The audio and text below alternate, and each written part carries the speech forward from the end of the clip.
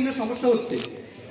এই যে সমস্যাটা কি শুধু যুবকেরা করছে না, এই সমস্যার সাথে আমরাও তো অনেকে জড়িত আছি, আমরাও তো অনেকে সুদ ঘুষের সাথে জড়িত, আমরা বিভিন্ন বিচার আচারের মধ্যে বিভিন্ন রকমের দুর্নীতি করি, এটাও তো আমাদের সামাজিক অবক্ষয়।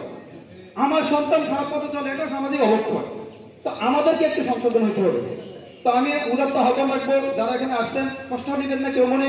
আমি আমার নিজেকে সহ বলি, আমরা আগে নিজেরা একটু সংশোধন হই, আমাদের সন্তানদেরকেও সংশোধন করি। আমার লাগামটা আগে নিজেকে সংশোধন করতে হবে, আমার সন্তান, আমার ভাতিজা, আমার ভাই, তাকে সংশোধন করতে হবে, আগে আসতে হবে। আর বিশেষ করে সন্তানদেরকে শিক্ষামুখী করে তোলেন। যদি আপনি নৈতিক শিক্ষাটা, ইসলামী শিক্ষাটা তাকে প্রথমে দিতে পারেন, তাকে বিদ্যালয়মুখী মাদ্রাসামুখী করে দিতে পারেন, আপনি আশা রাখতে পারেন তার দ্বারা ক্ষতির সংখ্যা খুবই কম। আর আমরা যেটা নিয়ে বলছি, আমাদের এই দেওয়ার মামা বলছিল যে আমরা আসলে তাদেরকে আপন করে দেখি, যারা এই সমাজে অবক্ষয় করতেছে, বিশৃঙ্খলা করতেছে, বিভিন্ন ধরনের নেশা পানি করতেছে, করে তারা নিজেরা অন্যেরও ক্ষতি করে, তাদের নিজেরও ক্ষতি করে। আমরা তাদেরকে এখনো আপন ভাবি, কারণ তারা আমাদের আপনজনই, আমাদের আপনজন। আমরা তাদেরকে বিচারে কাজ করে দাঁড় করাতে চাই না।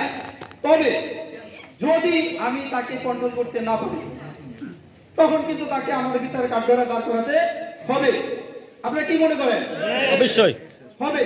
সেই লক্ষ্যে আমি বলছি, আমি নিজে সংশোধন হই, আমার ভাইকেও আমি সংশোধন করি, আমার ছেলেকেও আমি সংশোধন করি। যদি না পারি, আমার সমাজকে নিয়ে কি সংশোধন করতে হবে। সেই লক্ষ্যে আপনারা যেখানে আছেন, আশা করি একমত হবেন। আমাদের এই সংশোধনে নিজেরা সংশোধন করবে, পাশাপাশি সামাজিক কিছু নিয়ম কানুন রাখা দরকার। আমরা যেখানে এখানে বলছি, আমার মনে হয় এরকম কিছু একটা সিদ্ধান্ত করে যান, যারা আমাদের বুঝানোর পরও বুঝে আসবে না, তাদেরকে আমরা যাতে বিচারে কাঠ ধরে আনতে পারি। এইরকম কোন পয়েন্ট যদি থাকে, আপনারা এখানে একটু বলে যাবেন কি করা যায়। ধন্যবাদ।